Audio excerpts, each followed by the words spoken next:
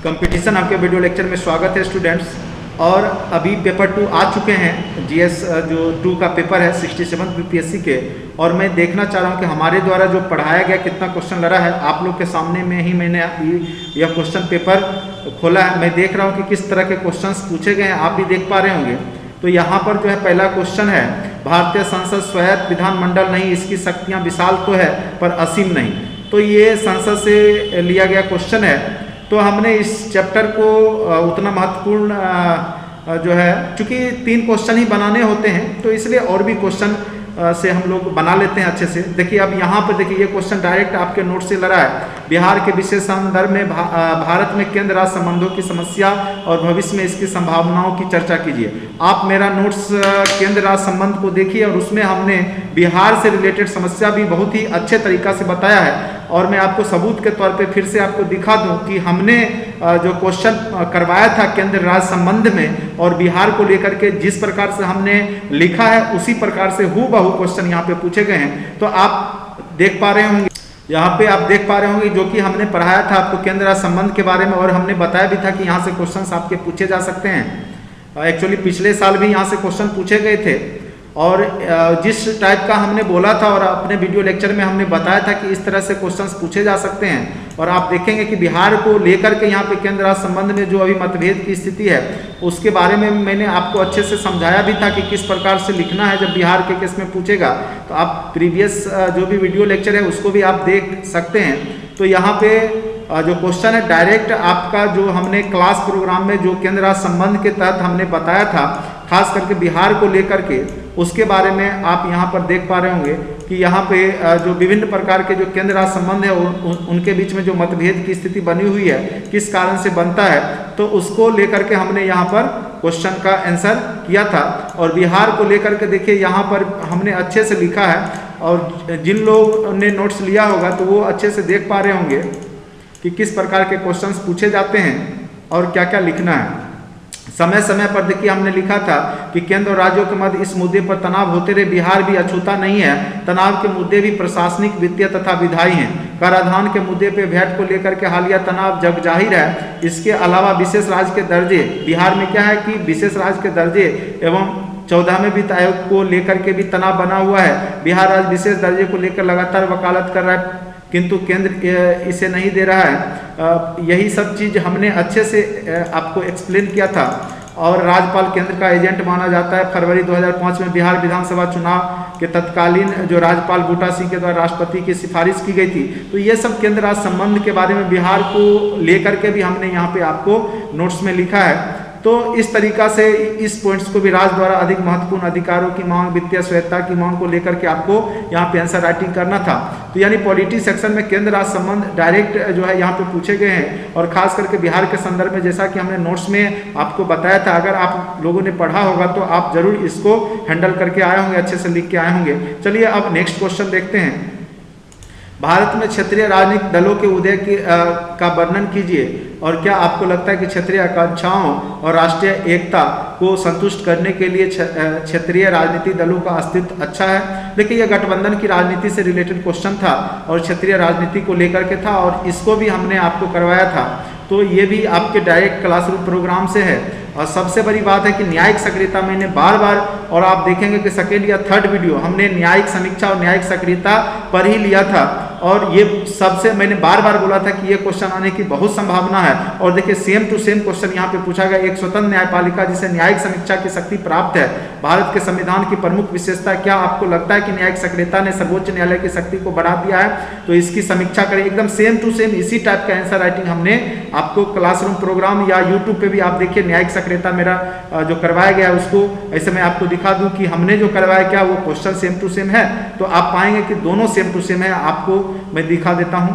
देखिए स्टूडेंट्स, मैंने जो क्लासरूम प्रोग्राम में आपको करवाया था यूट्यूब पे भी आप सेकेंड वीडियो मेरा देखिए, न्यायिक सक्रियता ही होगा पॉलिटी सेक्शन का। देखिए प्रत्यक्ष को प्रमाण की ऐसी आवश्यकता नहीं होती, फिर भी मैं आपको प्रमाण दे रहा हूं कि हमने जो पढ़ाया सारा टॉपिक वहीं से आपके सारे जितने भी लोगों ने 1 या 1.5 महीने से हमारा वीडियो देखा होगा तो उसको एग्जाम में जरूर ही फायदा मिला होगा। देखिए यहाँ पे डायरेक्ट हमने न्यायिक सक्रियता को लेकर के लिखा है और आप पाएंगे कि सेम टू सेम अगर डिटो जिन्होंने ये उतार भी दिया होगा उनका एकदम बेहतरीन मार्क्स आने वाला है, कोई दिक्कत नहीं होगा, क्योंकि यही सेम टू सेम पिछले दशक में जो न्यायिक सक्रियता को लेकर के है जनहितवाद याचिका, तो उसको लेकर के हमने यहाँ पर बहुत सारे कारण को भी बताया। फिर उसका जो पक्ष में भी तर्क, और यही क्वेश्चन पूछ रहा है कि पक्ष और विपक्ष का तर्क दे करके आपको आंसर यहाँ पे देना था, तो हमने पक्ष और विपक्ष दे करके आपको बड़ी ढंग से न्यायिक सक्रियता बताया था। और लास्ट में निष्कर्ष में हमने बताया था कि न्यायिक सक्रियता संविधान द्वारा समर्थित नहीं या न्यायिक अधिकारियों तथा न्यायाधीशों द्वारा तैयार किया गया उत्पाद है। यदि न्यायपालिका कार्यपालिका के कार्य में हस्तक्षेप करती रहेगी तो इन संस्थाओं के कार्य प्रतिकूल रूप से प्रभावित होंगे। और यह सही है कि लोक कल्याणकारी राज में जनता ही सर्वोपरि है, लेकिन तीनों अंगों विधायिका, कार्यपालिका और न्यायपालिका को बीच में समन्वय तथा संतुलन द्वारा ही कार्य बेहतर तरीके से किया जा सकता है। इस प्रकार से आपको भी निष्कर्ष लिखना था और हमने क्वेश्चन भी आपको यहाँ पे पक्ष और विपक्ष के तर्क को लेकर के यहाँ पे क्वेश्चन बना करके आपको दिया था। तो इस प्रकार से आप देखेंगे कि पॉलिटी के लगभग क्वेश्चंस हमारे नोट्स से आपको डायरेक्ट मिल जाएंगे। और यहाँ पे हमने इस क्वेश्चन को सबसे पहले महत्वपूर्ण टॉपिक के रूप में ही करवाया था। केंद्र राज्य संबंध देखिए, न्यायिक सक्रियता देखिए, ऐसे संविधानवाद भी मुझे उम्मीद था आएगा, लेकिन चलिए क्वेश्चन तो आपको 3 ही बनाने हैं और तीनों क्वेश्चन आप देखेंगे कि आपको डायरेक्ट क्लासरूम के प्रोग्राम्स हो, चाहे साइंस टेक हो, चाहे आपका इकोनॉमी सेक्शन हो, चाहे जो भी हो, सारे क्लासरूम के प्रोग्राम से हैं। और मैं आपको प्रमाण के साथ दिखा रहा हूँ, ऐसा कुछ भी नहीं है कि मैं आपसे छिपा रहा हूँ या कुछ भी। तो यहाँ पे आप देख पा रहे होंगे न्यायिक सक्रियता मेरे द्वारा अच्छे से पढ़ाया गया है। वीडियो लेक्चर आप देख सकते हैं, यूट्यूब पे आपको ऑलरेडी अवेलेबल था ये सारा मटेरियल। आप जिन्होंने बाय किया होगा उनको बहुत फायदा जरूर पहुंचा होगा। चलिए नेक्स्ट क्वेश्चन देखते हैं। देखिए ये सब क्वेश्चन कॉमन होता है, ये सब सभी लोग लिखते हैं। जैसे बिहार में औद्योगिक विकास का चित्र प्रस्तुत कीजिए, तो उद्योग धंधा जो हमने जो आपको नोट्स दिया उसमें सारा सेम टू सेम औद्योगिक विकास की तुलना कीजिए कि बिहार का पोजीशन क्यों पीछे है। तो हमने बताया भी है, बेरोजगारी चैप्टर में भी इसकी चर्चा किया है बहुत ही ढंग से कि किस किस क्षेत्र में काम किया जाना चाहिए, बिहार में किस प्रकार से पिछड़ापन दूर होगा, नए नए उपकरण किस प्रकार से लाए जाने चाहिए, इसमें बहुत ही अच्छे से हमने आपको बताया था। खास करके बेरोजगारी चैप्टर में आप देखिएगा तो यहाँ पे औद्योगिक विकास को लेकर के हमने पूरे अच्छे से औद्योगिक पिछड़ापन के कारण को भी हमने बताया था और सुधारने के उपाय को भी हमने बताया था। और बेरोजगारी किस प्रकार से दूर होगी उसी चैप्टर में ये सारा इंक्लूड करके हमने बताया था। तो आपने अगर देखा होगा वीडियो तो आपने जरूर वहाँ अच्छा से बेहतरीन डील किया होगा। अब देखिए यहाँ पे जीविका से रिलेटेड एक क्वेश्चन है, तो जीविका मैंने नहीं करवाया था चूंकि वहाँ क्वेश्चन आपके 8 ही बनाने होते, इसलिए मैं जान रहा था कि सारे क्वेश्चंस करके जाने भी नहीं है और वहाँ सारा क्वेश्चन लिखना भी नहीं होता है। देखिए ये सेम टू सेम अगर ये क्वेश्चन अगर मेरा लड़ गया है, बिहार का स्थान स्वास्थ्य सूचकांक में है, तो ये सबसे बहुत बड़ी बेहतरीन कह सकते हैं कि हमारे लिए उपलब्धि है, क्योंकि हमने डायरेक्ट यह क्वेश्चन दिया है। और अभी मैं आपको ये दिखाता हूं कि किस प्रकार से हमने इस क्वेश्चन को स्वास्थ्य के बारे में, बिहार के बारे में दिया था और सेम टू सेम इसी टाइप के क्वेश्चंस यहाँ पे GS2 में पूछ दिए गए। ऐसे मैंने देखिए यहाँ पे क्या होता है, कुछ पॉलिटी के क्वेश्चन यहाँ पे आपको दिखेगा कि GS1 में पूछ दिए गए हैं, जो GS1 के जो क्वेश्चन थे वो GS2 में पूछ दिए गए हैं। तो कोई बड़ी बात नहीं है, क्योंकि दोनों GS पेपर है तो उलट पुलट होता है। लेकिन डायरेक्ट देखिए 18वां पोजीशन है बिहार का, ये सब के बारे में हमने बहुत ही अच्छा से चर्चा किया है। आप हमारा नोट्स देख सकते हैं और मैं आपको दिखाऊंगा भी, क्योंकि हमने ये क्वेश्चन किसी ने गेस नहीं किया होगा और हमने यहाँ पे पढ़ाया और गेस किया है। मैं आपको दिखा देता हूँ। सबसे पहले आप बहुत अच्छे से ध्यान पूर्वक देखिए, हमारे द्वारा जो आपके क्लास नोट्स में करवाया गया था, क्या करवाया गया था। वर्ष 2021 में नीति आयोग द्वारा जारी रहा स्वास्थ्य सूचकांक में बिहार पिछड़े राज्यों में शामिल रहा। स्वास्थ्य क्षेत्र में बिहार के पिछड़ेपन के क्या कारण। Ditto question same to same आपके क्लास नोट्स और क्लास प्रोग्राम से लड़े हैं। 27 दिसंबर 2021 को नीति आयोग द्वारा जारी स्वास्थ्य सूचकांक में बिहार 18वें स्थान पर रहा, जो बिहार के स्वास्थ्य क्षेत्र में पिछड़ेपन को दर्शाता है। स्वास्थ्य क्षेत्र में पिछड़ेपन के क्या कारण है उसको हमने आपको बुनियादी स्वास्थ्य ढांचे में कमी, कुशल प्रशिक्षित मानव संसाधन बहुत ही ढंग से आपको एक्सप्लेन करके बताया था। यह क्वेश्चन शायद ही किसी कोचिंग संस्थान ने गेस किया था, ठीक है, नहीं किया होगा। मैं निश्चित रूप से तौर पे 100% बोल सकता हूं कि यह क्वेश्चन किसी ने गेस नहीं किया था, लेकिन हमारे द्वारा यह क्वेश्चन गेस और पढ़ाया भी गया था। तो इसलिए जो हमारे क्लास प्रोग्राम से जुड़े होंगे आप देख पा रहे होंगे कि आपका डायरेक्ट क्वेश्चन जो है यहाँ पे सेम टू सेम अगर आपने डिट्टो लिखा होगा इसी आंसर राइटिंग को, तब भी आपके बहुत ही बेहतरीन मार्क्स आएंगे, इस बात को भरोसा रखिए। मैं इसलिए दिखा रहा हूं कि लोग जाने और देखें कि किस प्रकार के क्वेश्चंस, और मात्र कम ही क्वेश्चन पढ़ करके भी आंसर राइटिंग किया जा सकता है और बेहतरीन मार्क्स लाए जा सकते हैं। आपने देखा होगा कि हमने ज्यादा टॉपिक नहीं किया, लेकिन जो भी टॉपिक किया है वहां से किसी ना किसी रूप में क्वेश्चंस आए हैं। तो ये आपने देखा होगा, बिहार के स्वास्थ्य को लेकर के भी हमने आपको नोट्स में मटेरियल में आपको करवाया था। चलिए नेक्स्ट आपको मैं दिखा दूं और क्या क्या क्वेश्चन पूछे गए हैं। यहाँ देखिए एक क्वेश्चन है, साइंस टेक के क्वेश्चन है कि प्रौद्योगिकी एक वरदान है कि अभिशाप है। देखिए ये कॉमन क्वेश्चन है और बार बार पूछे जाते प्रदूषण, और आपने गेस क्वेश्चन में भी हमने बोल दिया था कि एक प्रदूषण से रिलेटेड आप अच्छे से जरूर करके जाइएगा, क्योंकि यहाँ से क्वेश्चन आएंगे। नहीं तो आपने को जो हमने गेस किया उसमें भी देखिए यह क्वेश्चन है, और हमने आपका इसके नोट्स जो भी हैं वो सारा हमने प्रदूषण से रिलेटेड आपके ग्रुप में डाल दिया था। जो भी हमारे जो भी बाय किए होंगे कोर्स, उसमें पर्यावरण प्रदूषण से रिलेटेड सभी टाइप के प्रदूषणों की चर्चा की गई है। प्रदूषण एक टॉपिक ही हमने डाला था। तो ये भी क्वेश्चन डायरेक्ट आपके हमारे क्लासरूम प्रोग्राम से लड़े हैं। अगर आप कहेंगे तो हम ये भी आपको दिखा दूं कि देखिए हमने जो बताया था सेम टू सेम डिट्टो पर्यावरण प्रदूषण के संदर्भ में प्रस्तुति यहाँ पे जैसे प्रौद्योगिकी एक वरदान है, तो इसी के संदर्भ में आपको अच्छे से लिखना था। तो सोच समझ के यहाँ पे लिखना होता है। तो बिहार एक बाढ़ प्रभावित राज्य है आधुनिक प्रौद्योगिकी बाढ़ को, तो हमने लास्ट में भी चर्चा किया था कि बाढ़ को लेकर के आप देखिए आपदा प्रबंधन, आपदा को लेकर के जो हमने आपको करवाया था उसमें देखिए बाढ़ के बारे में मैंने बहुत अच्छे से डिस्क्राइब किया है। उसको आपको मैं दिखा देता हूँ कि direct same to same question पूछे गए हैं, बस यहाँ पे बाढ़ पे ज़्यादा लिखना था, ठीक है। और आधुनिक प्रौद्योगिकी बाढ़ को कैसे नियंत्रित कर सकती है, तो इसके बारे में हमने चर्चा किया था, वो मैं दिखा देता हूं आपको। ज़्यादा टॉपिक हमने इकोनॉमिक्स और ज्योग्राफी के नहीं करवाए थे, लेकिन हाँ जो भी टॉपिक करवाए थे वहां से क्वेश्चन पूछे गए। बिहार में आपदा प्रबंधन, आपदा ऐसी घटना है जिसका समय निर्धारित नहीं होता है जो विनाश लाता था। ये तो आपको बाढ़ में भी लिखना ही था और हमने समझाया भी था, आप वीडियो को देख लीजिए। हमने बोला भी था डायरेक्ट पूरा आपदा या ऐसे नहीं पूछ सकता है, डायरेक्ट हो सकता है कि बाढ़ भी आपको पूछ दे। और आपदा प्रबंधन के चरण उपाय सबको हमने आपको बताया है, आप देख पा रहे होंगे अच्छे से, ठीक है। तो किस प्रकार से आपदा प्रबंधन का उद्देश्य क्या होता है, किस प्रकार से बाढ़ से भी रिलेटेड देखिए आगे बिहार में आपदा प्रबंधन से भी रिलेटेड हमने बताया था आपको। साथ साथ आपको मैं दिखा दूं कि बिहार में बाढ़ और प्रबंधन के बारे में विशेष रूप से हमने लिखा था। भारत के विभिन्न हिस्सों में बाढ़ की घटनाएं हर साल देखी जाती है और बिहार भी इससे अछूता नहीं है। बिहार के बारे में बाढ़ किस प्रकार से 76% पार्टों में फैलता है, क्या क्या समस्याएं हैं, उसके बारे में हमने बताया था। उसके बाद आगे चल करके निराकरण की भी चर्चा हमने किया है, ठीक है। देखिए तो इस बचाव के दो उपाय, संरचनात्मक उपाय, गैर संरचनात्मक उपाय, देखिए हमने कितने अच्छे से एक्सप्लेन करके आपको पढ़ाया था। अगर आप लोगों ने इसको पढ़ा होगा अच्छे से तो जरूर आप बेहतर नंबर लाएंगे।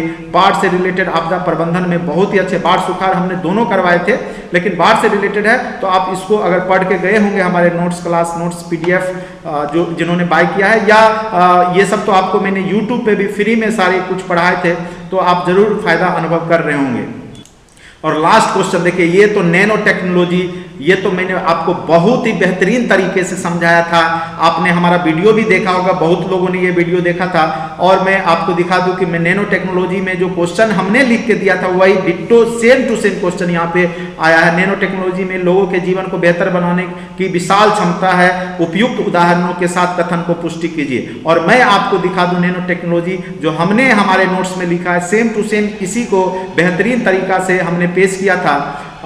उस समय तो हमें क्वेश्चन नहीं पता था कि ये क्वेश्चन आएगा, लेकिन आप देखें हमने साइंस टेक का मात्र 3 से 4 टॉपिक करवाए थे। एक आपको हमने इसरो करवाया था अंतरिक्ष, दूसरा नैनो टेक्नोलॉजी, और तीसरा आर्टिफिशियल, और चौथा IoT। और वहां पे आप देख पा रहे होंगे कि डायरेक्ट क्वेश्चन आ गए हैं, 3 से 4 क्वेश्चन, और आप पढ़ के जाते हैं और सारे क्वेश्चन वहां से आप बना के आते हैं। ये अपने आप में बहुत बड़ा चैलेंजिंग टास्क है। अभी आप लोग को लगेगा स्टूडेंट्स, लेकिन आप आगे चल करके जब आप तैयारी करेंगे तो इतना आसान काम नहीं होता है गेस कर पाना। बहुत सारे गेस क्वेश्चन हो सकते हैं, लेकिन हमने जो किया था आपको, और नैनो टेक्नोलॉजी के बारे में जो हमें हमारे 3-4 टॉपिक तो, और हमने बोला भी था कि एक आपको टेक्नोलॉजी से रिलेटेड इस बार कंप्यूटर साइंस से, IoT, आर्टिफिशियल या नैनो से आपको पूछा जा सकता है, ठीक है। वो भी मैं आपको दिखा दूं कि हमने जो आपको पढ़ाया था। देखिए डायरेक्ट हमने यहाँ पे देखिए हमने नोट्स खोला है। नैनो प्रौद्योगिकी सूक्ष्मता के मापन, अध्ययन और अनुप्रयोग पर आधारित विज्ञान की वह शाखा है जिसके अंतर्गत 1 से 100 नैनोमीटर के अति सूक्ष्म स्तर पर प्रयुक्त की जाने वाली तकनीकों और संबंधित सिद्धांतों का समग्र अध्ययन किया जाता है। आप देख पा रहे होंगे कि इस तकनीकी में मुख्यतः 2 दृष्टिकोण उपयोग किए जाते हैं। बॉटम अप अच्छे से हमने डिस्क्राइब करके बताया है, उसके बाद वर्तमान में क्या उसका उपयोग है वो देखिए, वो भी हमने आगे करके यहाँ पे मैं दिखा ही दूँ आपको, ठीक है, कहाँ कहाँ इसका प्रयोग कर सकते हैं, किन किन क्षेत्रों में नैनो तकनीक का प्रयोग किया जा रहा है। तो यही उपयोग को करके आपको उदाहरण स्वरूप बता रहा है और हमने आपको हर एक फील्ड में इसका उदाहरण दे करके समझाया था। अगर आपने डायरेक्ट इतना लिख दिया होगा तो मैं बोल रहा हूँ आपको बेहतरीन मार्क्स आने वाले हैं स्टूडेंट्स, घबराए नहीं। और अगर आपने मेरा बाय किया था कोर्स तो आपको बेहतरीन मार्क्स आने वाले हैं और आप जरूर मेंस में सफल होंगे। चलिए, बाकी हमने सारा क्वेश्चन लगभग दिखा ही दिया है, ठीक है। जो भी क्वेश्चंस हैं तो देखिए सेम टू सेम लगभग मिल गए हैं, और कुछ क्वेश्चन है तो कुछ क्वेश्चन को आप जो है अपने खुद से भी हैंडल करके बना सकते थे, उसमें कुछ कोई खास इसमें ज्यादा था नहीं लिखना।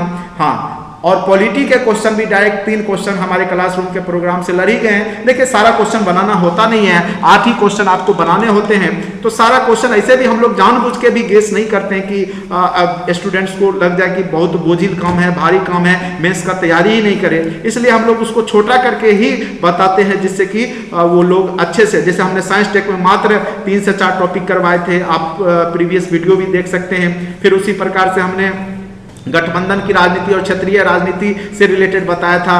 फिर आप देखिए केंद्र राज्य संबंध से रिलेटेड बिहार की भूमिका को लेकर के भी हमने पढ़ाया था, ठीक है। तो कम मेहनत में हमने आपको बहुत प्रयास किया है कि आप बहुत ही बेहतर नंबर ले आए और आप मेंस क्वालिफाई करें।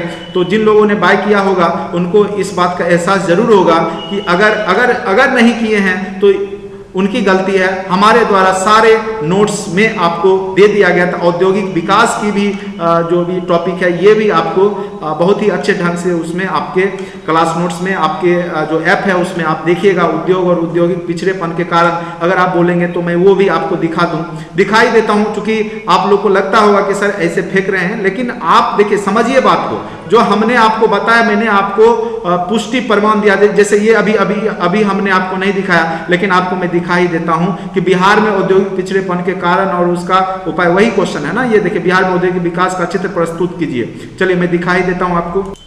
अब आप देख पा रहे होंगे कि बिहार में यहाँ पे मैंने क्या करवाया है, टॉपिक करवाया है, सेम टू सेम टॉपिक है, ठीक है। मेरा हैंड मतलब लिखाया हुआ है और जिन लोगों ने बाय किया होगा उनके पास भी होगा, आप मिला सकते हैं। सारा क्वेश्चन जो है आपको जो है क्लासरूम के प्रोग्राम से आया है। एक भी क्वेश्चन ऐसा नहीं है कि हमारे क्लासरूम के प्रोग्राम से नहीं ला रहा है। देखिए हमने डायरेक्ट आपको करवाया था बिहार में औद्योगिक पिछड़ेपन का कारण। आप यूट्यूब पे सारा वीडियो अवेलेबल है, आप देख सकते हैं। वर्तमान समय में बिहार उन राज्यों में शामिल है जहां औद्योगिक विकास काफी सीमित है, जहां देख रहे हैं जहां औद्योगिक विकास काफी सीमित है, जहां भारत के जीडीपी औद्योगिक के क्षेत्र में 31% है, वहीं बिहार में 17% है।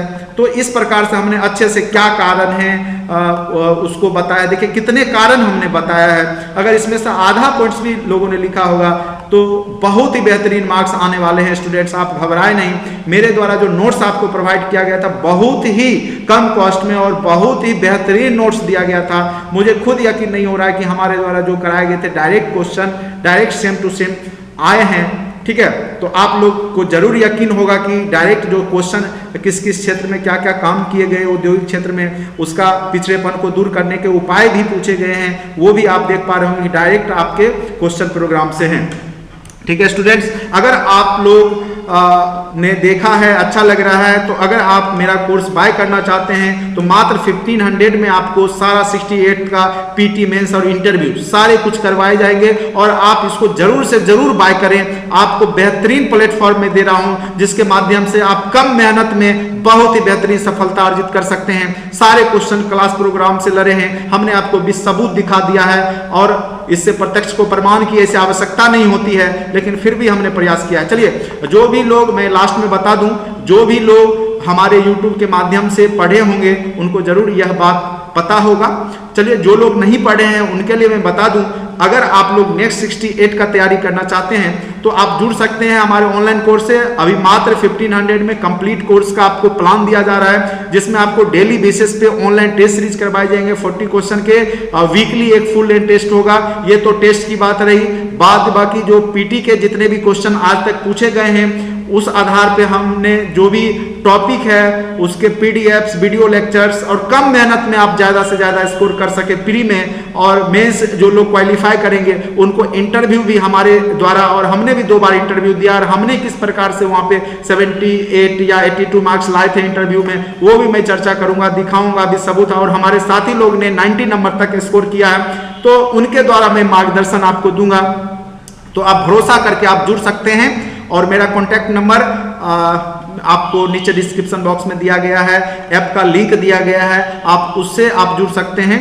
चलिए, बाकी आप लोग की इच्छा है, बाकी आप पढ़िए, मेहनत कीजिए, और जिनका हिस्ट्री ऑप्शनल वाले होंगे उनको भी मैं आगाह कर दूं कि आप मेरे द्वारा जो गेस किया हुआ क्वेश्चन है और जो हमारे द्वारा पढ़ाया गया है, बस उसी को बार बार देखिए, सुनिए, आप पाएंगे कि आपका मेंस हिस्ट्री का भी बेहतरीन जाने वाला है, इसमें कोई शक नहीं है, और आप अधिकारी बनने वाले हैं। चलिए, आज के लिए इतना ही। Thank you so much watching for this video. अच्छा लगे लाइक करें, सब्सक्राइब करें, और लोगों के बीच में शेयर करें। धन्यवाद।